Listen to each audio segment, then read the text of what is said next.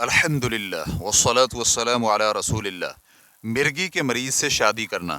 سوال کیا گیا ہے، میڈیکل چیک اپ سے ثابت ہوا ہے کہ میں مرگی کا دائمی مریض ہوں۔ ادویات اور علاج کرانے سے میری حالت بہتر ہے، لیکن ڈاکٹر کہتا ہے کہ دوائی کھاتا رہوں تاکہ میری حالت کنٹرول رہے۔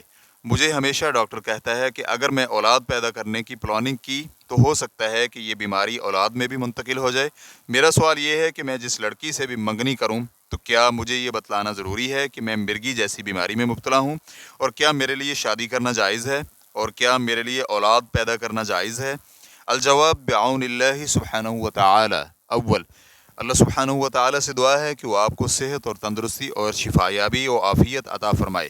دوم، مرگی کی بیماری میں مبتلا شخص کے لیے شادی کرنا جائز ہے، لیکن اسے اپنی منگیتر کو اس بیماری کے متعلق بتلانا لازم ہے تاکہ وہ بصیرت پر شادی کرے، اور اسے چھپانا دھوکہ اور حرام کہلاتا ہے۔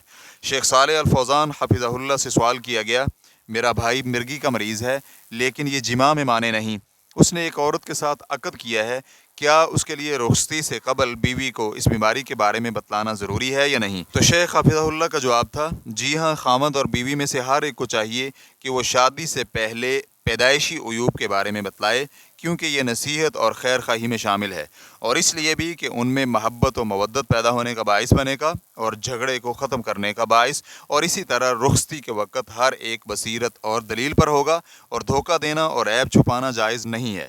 ریفرنس کے لیے دیکھیے المنتقى جلد نمبر 3 صفحہ نمبر 159۔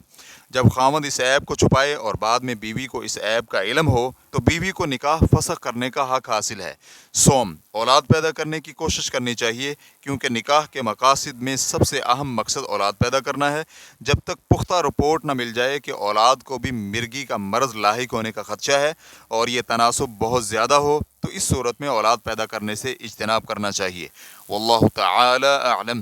اسلام کیو اے ریکارڈنگز، مؤسسۃ الشیخ محمد صالح المنجد، المملکۃ العربیۃ السعودیہ، فتویٰ نمبر 135785۔ والسلام علیکم ورحمۃ اللہ وبرکاتہ۔